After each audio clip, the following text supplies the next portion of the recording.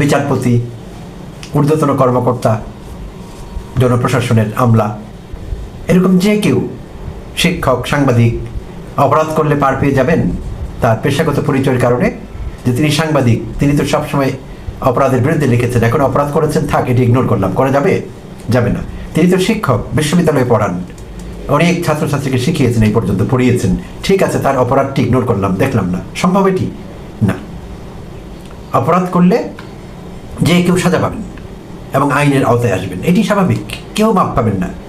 পাদ্রী চার্চের মাপ পাবেন না, পাবেন না। আমরা দেখছি রোমান ক্যাথলিক চার্চগুলোতে বৃদ্ধ বৃদ্ধ পাদ্রীদের ধরে আইনের আওতায় আনা হচ্ছে, কারণ তারা অপরাধ করেছে। একজন অপরাধীর একমাত্র পরিচয় হলো তিনি অপরাধী, অপরাধ করেছেন, তার সাজা হবে, তাকে আইনের আওতায় আনতে হবে। তার বাদ বাকি যত কিছু আছে, তার পুরনো অর্জন, তার সুনাম, তার সুখ্যাতি, আগে বিরাট মুক্তিযোদ্ধা ছিলেন, বীর মুক্তিযোদ্ধা, এইসব কোনো কিছু করবে না। অপরাধ করেছে তো সাজা হবে। তো গত 1 বছর ধরে এই আলাপটি বাংলাদেশে খুব বেশি হচ্ছে যে সেনাবাহিনী, এদের নিয়ে ঘাটতে হয় না, এদের নিয়ে কথা বলতে হয় না। আগে কেউ বলেছে কোনো দিন সেনাবাহিনীর প্রধানকে এমনি করে কথা? সেনাবাহিনী সম্পর্কে কেউ এরকম বলতে পারতো কোনো দিন? ইদানিং এক শ্রেণীর আধা শিক্ষিত অথবা ধান্দাবাজ উচ্চশিক্ষিত লোকদের দেখছি ন্যারেটিভ তৈরি করছেন। কেউ হচ্ছে সেনাবাহিনী নিয়ে অনেক কথা বলছে, অমুক এটা বলেছে, তমুক এটা বলেছে, আমাদের দেশপ্রেমিক সেনাবাহিনী, কখনো কেউ আগে এদের নিয়ে কথা বলতে পারেনি, এখন এগুলো কি চলছে? হয় এরা অর্ধশিক্ষিত, মূর্খ, উন্মাদ, তারা জানেন না কি নিয়ে কথা বলছেন, না হলে জানেন, জেনে প্রকৃত সত্য লুকিয়ে সেনাবাহিনীকে গ্লোরিফাই করার চেষ্টা করছেন অন্যায়ভাবে। ন্যায়সঙ্গতভাবে করলে কোনো সমস্যা নেই।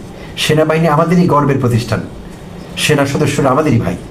সো তারা যদি কোনো ভালো কাজ করেন, আমি সহ সবাই মিলে তাদেরকে গ্লোরিফাই করবো, আপনারা সহ। আর তাদের মন্দ কাজকে আড়াল করবার জন্য তাদেরকে গ্লোরিফাই করা, এর চাইতে অপরাধ আর কি হতে পারে? বড় অপরাধ। তো প্রিয় দর্শক, টপিকে আসি। যা নিয়ে কথা বলছিলাম, হাসিনার শেষ সময়টিতে, জুলাই আগস্ট সময়টিতে, পুরো জুলাই মাস এবং আগস্টের 5 তারিখ পর্যন্ত 36 দিন ধরলে, তো এই 36শে জুলাই বা 36 দিনের আমলনামা হাসিনা সরকারের যা যা করেছে হাসিনার নির্দেশে তার বাহিনীগুলো, পুলিশ, র্যাব, গোয়েন্দা বাহিনী এবং সেনাবাহিনীর একাংশ, জোর দিয়ে বলছি সেনাবাহিনীর একাংশ, মানবতা বিরোধী অপরাধ করেছে জুলাই আন্দোলনকে দমাবার জন্য। এর আগে তো করেছেই 15 বছর। শুধু জুলাই মাসে এবং আগস্টের 3 তারিখ, 4 তারিখ, এমনকি 5 তারিখ পর্যন্ত, 5 তারিখ বিকেলেও খুন করেছে হাসিনার বাহিনী, মানুষ পুড়িয়েছে। তো এগুলো করেছে হাসিনার নির্দেশে, এবং সেনাবাহিনীর একাংশও করেছে। এবং ফিল্ডে যখন সেনাবাহিনীর লোকেরা টহল দিচ্ছিলেন, ছাত্র জনতার উপর গুলি চালাচ্ছিলেন, একটি ক্ষুদ্রাংশ, আমি আবার বলছি, তখন তারা কোনো না কোনো কমান্ডের আওতায় ছিলেন। ফিল্ড লেভেল কমান্ড, নিশ্চয়ই তাদের কমান্ডিং অফিসার ছিলেন, হয় মেজর ছিলেন, না হলে লেফটেন্যান্ট কর্নেল ছিলেন, না হলে কর্নেল ছিলেন, কেউ না কেউ ছিলেন। তো তাদের নির্দেশেই কাজটি হয়েছে। আর সেই মেজর, সেই ক্যাপ্টেন, সেই কর্নেল কার কাছে দায়বদ্ধ ছিলেন? সেনাপ্রধানের কাছে। তাহলে এখানে সুপিরিয়র কমান্ড কার? সেনাপ্রধানের। সেনাপ্রধান কি? হাসিনার ভগ্নিপতি, সম্ভবত মামাতো বোনের হাজবেন্ড, জেনারেল ওয়াকারুজ্জামান। তো command responsibility and superior command orders, এই সংক্রান্ত আন্তর্জাতিক বিধিবিধান আছে, আসছি সে আলাপে একটু পরে। তো সেনাবাহিনীর প্রধানের কথা বলছিলাম, ওয়াকারুজ্জামান, তিনি যেটি বলছিলাম যে সেনাবাহিনীর একাংশ জনতার উপর গুলি চালিয়েছে অন্য বাহিনীগুলোর মতো। তখন আমরা খুব কষ্ট পেয়েছিলাম, এই দেশের মানুষ নড়ে চড়ে বসেছিলেন যে এটা কি, সেনাবাহিনীও আমাদের উপর গুলি করে? আচ্ছা, আমরা আগে থেকেই জানতাম যে সেনাবাহিনীকে হাসিনা পলিটিসাইজ করেছে, রাজনীতিকরণ করেছে অনেকাংশে, এবং সেনাবাহিনীতে পোস্টিং হচ্ছিল রাজনৈতিক বিবেচনায়, এবং ওয়াকারুজ্জামান হিমসেলফ রাজনৈতিক বিবেচনায় সেনাপ্রধান হয়েছেন। এটি তিনি অস্বীকার করতে পারবেন না, কেউ চেষ্টা করলে লাভ নেই, ব্যর্থ চেষ্টা হবে সেটি। তার সিনিয়রদের ডিঙিয়ে তার চাইতে যোগ্য অনেকেই ছিলেন, জেনারেলদের অনেকে, বাট তাকে সেনাপ্রধান করা হয়েছে বিকজ তিনি হাসিনার আত্মীয়। আচ্ছা, শুধু তাই না, হাসিনার পুরো সময়ে ওয়াকারুজ্জামানের ঢাকার বাইরে কোথাও পোস্টিং হয়নি, জানা ছিল না তথ্যটি। আমি এই কন্টেন্ট বানাবার জন্য যার কন্টেন্টের সহযোগিতা নিয়েছি, বিখ্যাত সাংবাদিক ডক্টর কনক সারওয়ার, তার একটি কন্টেন্ট আমি দেখছিলাম আজই। তো দেখি মনে হলো এই বিষয়ে আরও কথা বলা যেতে পারে, কথা বলা দরকার। শুধু আমার না, সৎ দেশপ্রেমিক যত কন্টেন্ট ক্রিয়েটর আছেন তাদের অনুরোধ করবো, আপনারা এই বিষয়ে কন্টেন্ট বানাবেন, এই বিষয়ে আরও কথা বলবেন, আরও কথা বলতে হবে, এই কথা 17-18 কোটি মানুষের কানে পৌঁছে দিতে হবে। আচ্ছা, তো ওয়াকারুজ্জামান ওয়াকারুজ্জামান এবং সেনাবাহিনীর উপর আমরা তখন রেগেছিলাম, বাট 3 তারিখের পর থেকে 3, 4, 5 ওয়াকারুজ্জামান ভালো ভূমিকাই রেখেছেন। দৃশ্যত আমাদের কাছে তার ভূমিকা ভালো লেগেছে। এবং সেনাবাহিনী যে মর্যাদা হারিয়েছিল কিছুটা, হাসিনার পলিটিসাইজেশন, হাসিনার নির্দেশে অন্যায় করা, গুম খুন করা, আয়না ঘরের সঙ্গে যুক্ত থাকা, সেনাবাহিনীর অফিসাররা যখন বিভিন্ন গোয়েন্দা সংস্থার মহাপরিচালক বা এরকম চার্জে ছিলেন, ডিরেক্টর, তারা সেই খুনগুলো গুমগুলো করেছেন। র্যাবে ছিলেন তারা, প্রেষণে এসেছেন সেনা কর্মকর্তারা, তাদের নির্দেশে তাদের তত্ত্বাবধানে গুম হয়েছে। তো ব্যাপক অসন্তোষ জনমনে ছিল। বাট সেনাবাহিনীর প্রধানের এবং সেনাবাহিনীর সেই জুলাইয়ের শেষের দিকে এবং আগস্টের 3, 4, 5, 6 বা পরবর্তী সময় তাদের ভূমিকা আমরা পছন্দ করেছি, আমাদের ভালো লেগেছে। এবং তাতে করে ওয়াকারুজ্জামান বেশ খানিকটা দায়মোচন বা দায়মোচনই বলবো বা সাপমোচন করিয়ে নিতে পেরেছেন কিছুটা হলেও। বাট এরপরে যতই দিন গিয়েছে ততই দেখা গিয়েছে তার ভূমিকা রহস্যজনক। তিনি আগের সেই ছাত্র জনতা বান্ধব মানুষটি আর নেই। তিনি যেই সব ন্যারেটিভ তৈরি করছেন সব হাসিনার পক্ষে যাচ্ছে, অন্তর্বর্তীকালীন সরকারের বিরুদ্ধে যাচ্ছে। এবং শুরুতেই আমরা জেনেছিলাম একটি খটকা, একটি ধাক্কা, যে তিনি অধ্যাপক ইউনূসকে মেনে নিচ্ছেন বুকে পাথর চাপা দিয়ে, সেই কথা আমরা আগেই জেনেছিলাম। আচ্ছা, তাহলে সেই থেকেই তার অন্তর্বর্তীকালীন সরকারের প্রতি একটি কনফ্রন্টেশনাল একটি পজিশন, অর্থাৎ তাদেরকে অপোজ করা, একটি তাদের ব্যাপারে একটি বিদ্বেষমূলক ধারণা পোষণ করা এবং তাদেরকে সফল হতে না দেওয়া। ডিরেক্টলি না করলেও তার কিছু কর্মকাণ্ড বলে তিনি সেই চেষ্টা করেছেন, এখনো করেই চলেছেন। কারণ সবচাইতে গুরুত্বপূর্ণ ছিল আমি মনে করি, যখন অন্তর্বর্তীকালীন সরকার গঠিত হলো, ওয়াকারুজ্জামান যদি সত্যিকারের দেশপ্রেমিক হতেন, সৎ মানুষ হতেন, মেরুদণ্ডধারী মানুষ হতেন, তাহলে তার প্রথম কাজটি ছিল সেনাবাহিনীতে কারা কারা অন্যায়, অবিচার, গুম খুম, আয়না ঘরের সঙ্গে যুক্ত ছিলেন, কারা কারা হাসিনার পলিটিসাইজেশনের শিকার হয়ে দুর্বৃত্ত হয়ে উঠেছিলেন, সেই অফিসারগুলোকে আলাদা করা, তাদের প্রত্যেককে কোর্ট মার্শালের আওতায় আনা। করেছেন ওয়াকারুজ্জামান সেই কাজ? করেননি। বিডিআর বিদ্রোহ নিয়ে যখন কথা হলো, বিডিআর বিদ্রোহের কমিশন গঠন করা, তদন্ত করা পুরো ঘটনার, ওয়াকারুজ্জামান কি সহযোগিতা করেছিলেন? করেননি। সর্বশক্তি দিয়ে কমিশনের বিরোধিতা করেছিলেন। কমিশন যে কাজ করছে অনেকদিন থেকে, সেই কমিশনের কাজে স্বতঃস্ফূর্ত সহযোগিতা দিয়েছেন? দেননি। এক ধরনের বিরোধিতা লক্ষ্য করা গেছে। এবং এর প্রমাণ হলো তিনি সরাসরি বক্তব্য রাখলেন যে বিডিআর বিদ্রোহ এক শ্রেণীর বিপদগামী বিডিআর জওয়ানরা ঘটিয়েছে, সেনাবাহিনীর সঙ্গে যুক্ত না, পিরিয়ড, অর্থাৎ সেন্টেন্স শেষ, এর পরে আর কোনো কথা নেই। তিনি রায় দিয়ে দিলেন, যেখানে একটি কমিশন চলমান, তদন্ত চলছে, অন্তর্বর্তীকালীন সরকারের গঠিত কমিশন তদন্ত কাজ করছে, এইটি সরকারের বিরোধিতা করা সরাসরি তিনি করেছেন তা। আচ্ছা, তো এরপর অন্যান্য কারণেও তিনি আরো কয়েকবার রাজনৈতিক বক্তব্য দিয়েছেন, সেগুলো নিয়ে ব্যাপক কথা হয়েছে দেশে। তিনিও ট্রলড হয়েছেন, আমরা কথা বলেছি, অনেকেই কথা বলেছে। আবার আরেকটি মহল, যেটি বলছিলাম, তাকে বাঁচাবার জন্য চেষ্টা করেছে সবসময় টকশো ব্যাপারীরা, ভিউ ব্যবসায়ীরা, তারা কন্টেন্ট তৈরি করেছেন। সেনাবাহিনীর প্রধানকে নিয়ে এত কথা কেন হচ্ছে, তাকে নিয়ে প্রশ্ন করা কেন হচ্ছে, সেনাবাহিনীকে নিয়ে প্রশ্ন করা যাবে না, কে বলেছে? এই মূর্খের দলকে বলতে চাচ্ছি, কেন সেনাবাহিনীকে নিয়ে কথা বলা যাবে না? সেনাবাহিনী আমাদেরই বাহিনী, তাদের ভালোটার প্রশংসা করা যাবে, মন্দ কাজের নিন্দা করা যাবে, কে বলেছে? সেনাবাহিনী কি মানুষের ভাসুর যে ভাসুরের নাম নেওয়া যাবে না? নিশ্চয়ই নেওয়া যাবে। এবং তারা অপরাধ করলে, আইন বিরোধী কাজ করলে, জন আকাঙ্ক্ষার পরিপন্থী কাজ করলে তাদের বিরুদ্ধে অবশ্যই কথা বলা যাবে, কথা বলতে হবে। দিন শেষে তারা এই প্রজাতন্ত্রের কর্মচারী, আমাদের কর্মচারী, জনগণের ট্যাক্সের টাকায় তাদের বেতন হয়, নিশ্চয়ই তাদের নিয়ে কথা বলা যাবে, বলতে হবে কথা। ওই চাটুকার, চাকর, ধামা ধরা, মেরুদণ্ডহীন মানুষগুলোকে বলছি, জেনে কথা বলবেন, না জেনে না। ধান্দাবাজি চলবে না বেশি দিন। সেনাবাহিনী ভাষণ না, সেনাবাহিনীর নাম নেওয়া যাবে। এবং বারবারই আমি আমার কন্টেন্টে বলবার চেষ্টা করছি, hear me loud and clear everyone please. সেনাবাহিনীর একাংশ, পুরো সেনাবাহিনী না। পুরো সেনাবাহিনী কেন হাসিনার পাপের ভার নেবে, পাপের দায় নেবে? কখনোই নেবে না, নিতে পারে না। সেনাবাহিনীর একাংশ বিপদগামী কিছু অফিসার। তো আমি আমার থাম্বনেইলে একটি ছবি দিয়েছি, সেখানে গ্যাং অফ 20, 20 জন অপরাধী অফিসারের একটি তালিকা, আর সেইটি আমি সংগ্রহ করেছি কনক সারওয়ারের ভিডিও থেকে। এই তালিকাটি আমার কাছে ছিল না। তো এই 20 জন কর্মকর্তা, এবং যেমনটি জানলাম তার তথ্য থেকে, তিনি সাংবাদিক, তার রিসার্চ অনেক এক্সটেন্সিভ, তার কাছ থেকে অনেক তথ্য পাওয়া যায়। তো তিনি দাবি করলেন আরও 15 জন দুর্বৃত্ত এরকম বাইরে আছেন, ধরাছোঁয়ার বাইরে আছেন। সো সর্বসাকুল্যে 35 জন এরকম দুর্বৃত্ত অফিসার, 35 জন। সেনাবাহিনী মানে বিশাল ব্যাপার। তাহলে এই 30, 35, 40 জন লোকের দায় সেনাবাহিনী কেন নেবে? কার স্বার্থে নেবে? কেন নেওয়া উচিত? উচিত না। বাট এই আলাপ নতুন করে কেন সামনে আসছে? কনক সারোয়ারের কন্টেন্ট কেন বানালেন? আমি বা সেই বিষয়ে আবার কেন কথা বলছি? কারণ গত মঙ্গলবার দিন সেনাপ্রধান ওয়াকারুজ্জামান এই যাবৎকালে যত অন্যায় কথা বলেছেন, অন্যায় আচরণ করেছেন, রাজনৈতিক বক্তব্য দিয়েছেন, এই সরকারের বিরোধিতা করেছেন, অপরাধীদের বাঁচাবার চেষ্টা করেছেন, যত কিছু করেছেন, তার সব কিছুকে ছাপিয়ে তিনি যে বক্তব্য রেখেছেন সেনা সদরে, আর্মি হেডকোয়ার্টার্স, গত মঙ্গলবার দিন একটি স্টাডি সার্কেল চলছিল, সেইটির সমাপনান্তে তিনি একটি বক্তব্য রাখলেন সেখানে উপস্থিত সেনা কর্মকর্তাদের উদ্দেশ্যে। আর সেই বক্তব্যটি তিনি ইংরেজিতে রেখেছিলেন। তো ইংরেজিতে যেহেতু বলেছেন, নিশ্চয়ই কথা সত্যি বলেছেন। আচ্ছা, তো তার সেই ইংরেজির বাংলা অনুবাদ আপনাদের সঙ্গে একটু শেয়ার করবো। কেউ কেউ ইতিমধ্যে দেখেছেন, তাদের হয়তো বিরক্তি আসবে, দয়া করে সহ্য করবেন।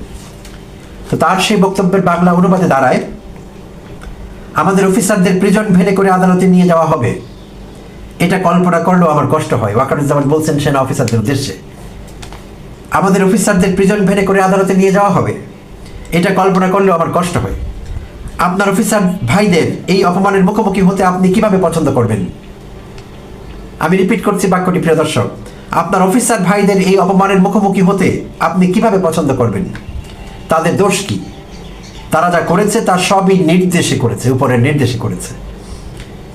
আমি এই বিষয়টি নিয়ে সবার কাছে গিয়েছি, কিন্তু কেউ শোনেনি। আমি আপনাদের কথা দিচ্ছি, আমি ভবিষ্যতের রাজনৈতিক প্রভুদের কাছে এই অফিসারদের জন্য ইনডেমনিটি বা দায় মুক্তি দাবি করব। আমি ইনডেমনিটি না পেয়ে চাকরি ছেড়ে চলে যাব না। প্রিয় দর্শক, এই ওয়াকারুজ্জামান এই gang of 20 plus another 15 or 20 মোর, সব মিলে 35-40 জন দুর্বৃত্তের জন্য দায় মুক্তি চাচ্ছেন। এবং কিছুদিন আগে পত্রিকাগুলো সীমিতভাবে লিখেছিল, গণমাধ্যমে এসেছিল যে তিনি অধ্যাপক ইউনূসের সঙ্গে দেখা করেছিলেন, প্রধান বিচারপতির সঙ্গে দেখা করেছিলেন। দেখা করে তিনি এগুলো বলবার চেষ্টা করেছিলেন যে সেনাবাহিনীর অফিসারদের দায় মুক্তি দেওয়া যায় কিনা, যাদের বিরুদ্ধে মানবতা বিরোধী অপরাধের অভিযোগ আছে। অধ্যাপক ইউনূস এবং প্রধান বিচারপতি কণ্ঠভোটে নাকচ করেছিলেন তার সেই দাবি। ব্যর্থ মনোরথে তিনি সেখান থেকে ফিরে গিয়েছিলেন। আজ সেই নিউজটি সত্য প্রমাণিত হলো। তিনি চেয়েছিলেন এমনটি, এবং মঙ্গলবারের এই ভাষণে তিনি সেটি উল্লেখ করলেন যে তিনি দায় মুক্তি চাচ্ছেন। যেখানে কিনা তার শত প্রণোদিত হয়ে অন্তর্বর্তী সরকার গঠিত হবার পর সরকারের অনুমতি নিয়ে হাসতে হাসতে যে আমার দুর্বৃত্ত অফিসারদের বিচারের মুখোমুখি করব, যারা অন্যায় করেছে সেনাবাহিনীকে পাপ মুক্ত করব, সেনাবাহিনীর পাপ মোচন, সাপ মোচন এভাবেই হবে। তা তো করেনি। সেই থেকে শুরু করে অদ্যাবধি এই অপরাধীদের বাঁচাবার চেষ্টা করছেন। কেন? কার স্বার্থে? তো এই ওয়াকারুজ্জামানের ভক্ত সমর্থক যথেষ্টই আছেন, সেনাবাহিনী তো আছেন, নিশ্চয়ই থাকতে হয়। কারণ সেনাবাহিনীর অনেকেই তাকে একজন ধার্মিক অফিসার হিসেবে জানেন। কনক সারোয়ার তার কন্টেন্টে মেনশন করেছেন, আমি আবার করছি কারণ পয়েন্টটি গুরুত্বপূর্ণ। ওয়াকারুজ্জামান আপনাকে সবাই ধার্মিক হিসেবে জানে, আপনি ছাত্র জীবন থেকে খুব ধার্মিক, ভালো কথা। একজন ধার্মিক তার দেশের বিরুদ্ধে কি করে অবস্থান নেন? একজন ধার্মিক তার দেশের জনগণের আশা আকাঙ্ক্ষার বিপরীতে কিভাবে অবস্থান নেন? একজন ধার্মিক যতই আপনার আত্মীয় হোক, হাসিনার এসব অপকর্ম আপনি কি করে সহ্য করেছিলেন? কেন সহ্য করেছিলেন? নির্দিষ্ট করে বলতে গেলে বিডিআর বিদ্রোহকে কেন্দ্র করে জেনারেল মঈনের নির্দেশে 179 জন সেনা কর্মকর্তাকে নানাভাবে নির্যাতন, নিগ্রহণ শিকার হতে হয়েছিল। তখন আপনি কি করেছেন? তখন আপনার ভাইরা যে নির্যাতিত হচ্ছিল অন্যায়ভাবে, আপনি সেটির বিরুদ্ধে কথা বলেছেন, সেই নির্যাতনের বিরুদ্ধে কথা বলেননি। কনক সারোয়ার 5 জন আর্মি মেজরের কথা বলেছেন, যাদেরকে ডান্ডা বেরি লাগিয়ে আদালতে তোলা হয়েছিল। কারণ এই 5 জন অফিসার হাসিনাপন্থী ছিলেন না, হাসিনার অন্যায় আবদার তারা মেনে নেননি, তাদেরকে ডান্ডা বেরি পড়ানো হয়েছে। তারাও তো আর্মি অফিসার ছিল। তখন আপনি কোথায় ছিলেন? একটি গুরুত্বপূর্ণ ক্লিপও দেখলাম বিডিআর বিদ্রোহের সময়। আপনি হেলমেট পরিহিত অবস্থায় দাঁড়িয়ে আছেন, আপনি তখন 46 ব্রিগেডের গুরুত্বপূর্ণ কর্মকর্তা। তখন আপনি কি করেছেন? এই যে আপনার সামনে আর্মি অফিসারগুলো, এরকম 57 জন আর্মি অফিসার শহীদ হলেন, নিহত হলেন হাসিনা এবং ভারতের একটি কুচক্র, একটি ষড়যন্ত্রের মাধ্যমে। বাংলাদেশ সেনাবাহিনীকে মেধাশূন্য করবার জন্য ভারতের চক্রান্তে এই যে সেনা অফিসারগুলোকে মারা হলো, তখন আপনার দেশপ্রেম, আপনার ব্রাদারলি ফিলিংস কোথায় ছিল ওয়াকারুজ্জামান? আপনি কি হাসিনাকে বলেছিলেন যে এটি বন্ধ করুন, সেনা কর্মকর্তা মরে যাচ্ছে, সেনাবাহিনীর অফিসার পাঠান, এই বিদ্রোহ দমন করতে হবে, সবকিছু থামাতে হবে? বলেননি। আচ্ছা, তারপরে আরেকটি গুরুত্বপূর্ণ ক্লিপ দেখলাম গুলশানের একটি হাই রাইজ বিল্ডিং এর ছাদের উপর থেকে লুঙ্গি পরিহিত অবস্থায় কয়েকজনকে আর্মি হেলিকপ্টার রেস্কিউ করছে। এইবার আমি অন্তর্বর্তীকালীন সরকারকে বলছি, অধ্যাপক ইউনূসকে বলছি, স্বরাষ্ট্র উপদেষ্টাকে বলছি, লেফটেন্যান্ট জেনারেল অবসরপ্রাপ্ত জাহাঙ্গীর আলম চৌধুরীকে বলছি, আইন উপদেষ্টা অধ্যাপক আসিফ নজরুলকে বলছি, গুলশানের সেই হাই রাইজ বিল্ডিং এর রুফটপ থেকে লুঙ্গি পরিহিত কাদেরকে আর্মি হেলিকপ্টারে পাচার করা হলো, এক্সপোর্ট করা হলো, পাঠিয়ে দেওয়া হলো, সরিয়ে ফেলা হলো, কাদেরকে এবং কারা করলো, কার নির্দেশে? এই জবাব কিন্তু আপনাদের কাছে আমরা চাই। জনাব আসিফ নজরুল, জাহাঙ্গীর আলম চৌধুরী, অধ্যাপক ইউনূস, আপনাদের কাছে চাই। আপনাদের উপর চাপ আছে ওয়াকারুজ্জামানের পক্ষ থেকে। যদি চাপগুলোতে না পারেন পদত্যাগ করুন, প্লিজ স্টেপ ডাউন। আমাদের কথা আপনাদের ভাববার দরকার নেই। আপনি চলে গেলে, আপনারা চলে গেলে আমাদের কি হবে আমরা দেখব। কোনো শূন্যস্থান খালি থাকে না, পূরণ হবে, ভালো বা খারাপভাবে। যদি এই প্রশ্নের উত্তর দিতে না পারেন, একটি স্বাধীন দেশের ছাদের উপরে, সুউচ্চ ভবনের ছাদের উপরে আর্মি হেলিকপ্টার দিয়ে লুঙ্গি পরিহিত লোককে পালিয়ে যেতে সাহায্য করা হচ্ছে, কারা তারা? কি উদ্দেশ্য ছিল তাদের? পরিষ্কার করুন জাতির সামনে, তদন্ত করুন। এইসব বিষয়ে তদন্ত যত জোরালো হওয়ার দরকার ছিল, হয়নি। অধ্যাপক ইউনূস, মাঝখানে আপনি রাগ করে দায়িত্ব ছেড়ে দিতে চেয়েছিলেন, পরে আর হয়নি। আমি এখন বলছি আপনাকে, যদি আপনি এইসব প্রশ্নের উত্তর আমাদের দিতে না পারেন, কেন পারছেন না জানিয়ে দিন। আপনি কোন ধরনের চাপের মুখে আছেন? আপনি তখন কিন্তু উল্লেখ করেছিলেন যে আমি চাপগুলোতে না পারলে, ঝামেলা হলে, কারা ঝামেলা করছে জানিয়ে দিয়ে সরে যাব। আপনি কি মনে করেন না আমাদের জানিয়ে দেবার সময় হয়েছে? এই হেলিকপ্টারে কারা পাচার হলো, কাদেরকে সরিয়ে ফেলা হলো, এই উত্তর আমাদের চাই। যে 179 জন অফিসারের নির্যাতনের কথা বলা হয়েছে জেনারেল মঈনের পরিকল্পনায়, কারা নির্যাতন করেছে, কেন নির্যাতন করেছে, এই উত্তর আমাদের চাই। 5 জন মেজরের পায়ে ডান্ডাবিড়ি কেন লেগেছিল, এই উত্তর আমরা চাই। ওয়াকারুজ্জামানের অফিসারদের জন্য কষ্ট না লাগতে পারে, ব্রাদারলি ফিলিংস না জাগতে পারে, আমাদের কিন্তু জাগছে। আমরা চাই এইসব প্রশ্নের উত্তর দিতে হবে।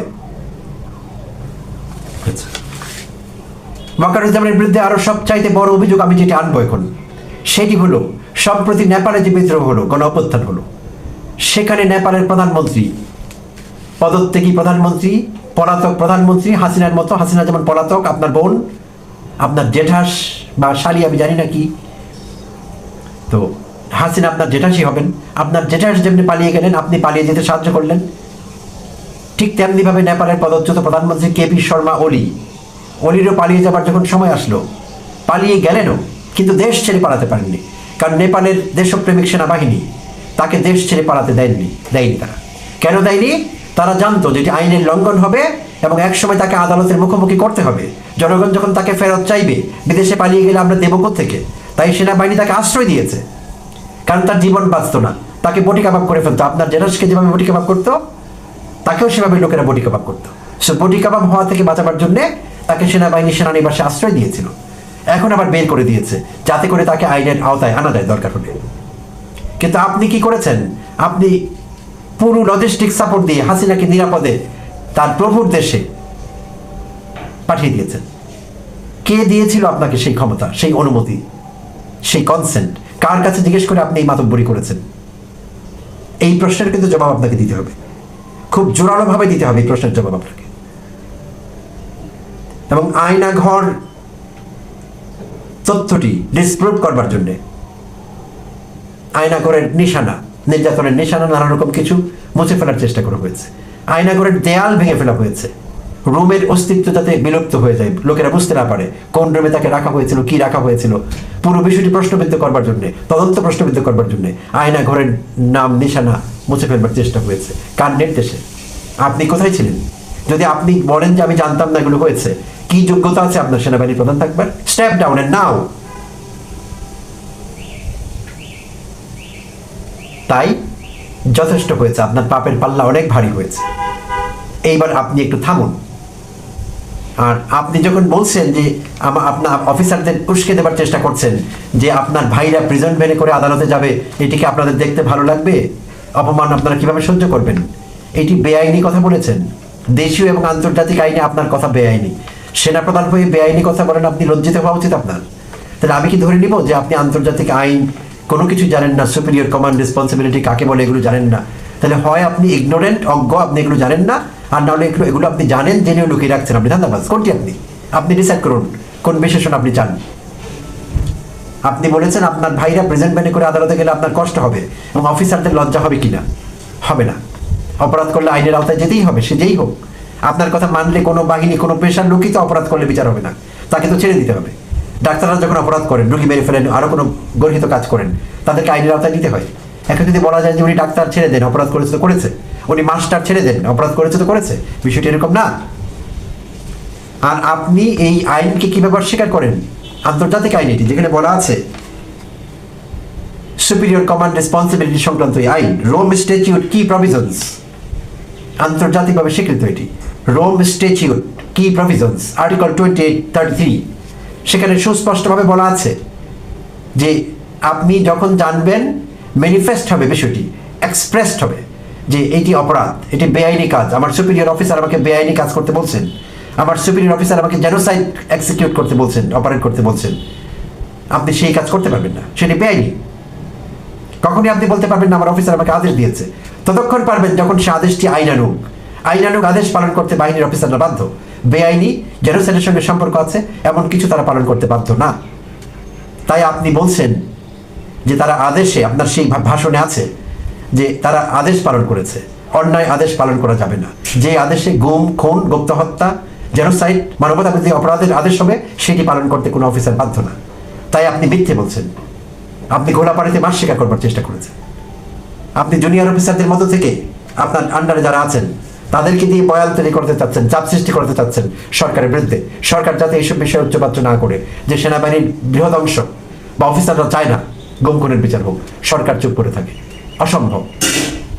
আমি আহ্বান জানাবো সেনাবাহিনীর সব দেশপ্রেমিক অফিসারকে, আপনাদের বাহিনীকে পাপ মুক্ত করতে হলে, হাসিনা যে পাপ আপনাদের মধ্যে ঢুকিয়ে দিয়ে গেছে, পাপ মুক্ত করতে হলে, সাপ মোচন ঘটাতে হলে আপনারা জোর দাবি করুন। ওয়াকারুজ্জামানকে বলুন সব অফিসারকে যারা যারা অপরাধ করেছে ফিরিয়ে আনতে, কোথায় পাচার করেছেন সেখান থেকে বের করে আনতে এবং এনে আইনের মুখোমুখি দাঁড় করাতে। এছাড়া সেনাবাহিনী তাদের হৃত গৌরব আর কখনোই পুনরুদ্ধার করতে পারবে না, সম্ভব হবে না। আর ওয়াকারুজ্জামান, আপনি এইসব কলকাঠি নাড়া বন্ধ করুন, এইসব এখন চলবে না। কনক স্যাররা বলেছিলেন যে আমরা অধ্যাপক ইউনূসের সমালোচনা করছি। রিসেন্টলি আমি অনেক কন্টেন্ট আপলোড করেছি, জবাবদিহিতা চাইছি অনেক বিষয়ে তার কাছে। তার সরকারকে আমরা অযোগ্য মনে করছি, আনফিট মনে করছি বিভিন্ন অ্যাঙ্গেল থেকে, কিন্তু এই সরকারটিকেই চাইছি। এই সরকার চলে যাক আমরা চাই না। এই সরকারের আমরা সমালোচনা করব, তুলোধুনো করব, কিন্তু তারাই থাকবে। আপনি বা অন্য কেউ যদি ভেবে থাকেন যে নানাভাবে কলকাঠি নাড়িয়ে এই সরকারকে আপনি ডিথ্রোন করবেন, পারবেন না। টপল করবেন, পারবেন না, হবে না। কারণ ওই ইস্যুতে আমরা সবাই এক। জুলাই ইস্যুতে যেমন আমরা সবাই এক, আমরা দেশে এবং বিদেশে প্রমাণ করেছি। অধ্যাপক ইউনূস শেরবারের মতো প্রমাণ করে আসলেন আন্তর্জাতিকভাবে যে বাংলাদেশের সব মেজর পলিটিক্যাল পার্টিজ এবং বেশিরভাগ জনগণ জুলাই ইস্যুতে একমত, অন্তর্বর্তীকালীন সরকারের ইস্যুতে একমত। আবার সমালোচনা করবো দরকার ওই সরকারের। সো আমরা যেমন অধ্যাপক ইউনূসকে চাচ্ছি ক্ষমতায়, তিনি থাকবেন প্রধান উপদেষ্টা হিসেবে, তার সরকার থাকবে অন্তর্বর্তীকালীন সরকার। আবার তার সমালোচনা করবো যখন দরকার হবে, দিক নির্দেশনা দেবো যখন পারবো, ভুল হলে ধরিয়ে দেবো যেটি ভুল। এইভাবে করুন। আবার একই সঙ্গে আপনি বা অন্য কেউ এই সরকারকে দুর্বল করবার জন্য বিন্দুমাত্র ষড়যন্ত্র যদি করেন, সেই ষড়যন্ত্র সফল হবে না এবং আমরা নস্যাৎ করে দিব। আপনি আপনার ভবিষ্যৎ অনুজ্জ্বল করছেন, অনিরাপদ করছেন। আপনাকে এখন ভাবতে হবে আপনার ব্যক্তিগত ইন্ডেমনিটি কোথেকে আসবে। সেটি ভাবলে আপনি সবচেয়ে ভালো করবেন। নিজের ইন্ডেমনিটি খুঁজুন দয়া করে। ধন্যবাদ সবাইকে, ভালো থাকবেন।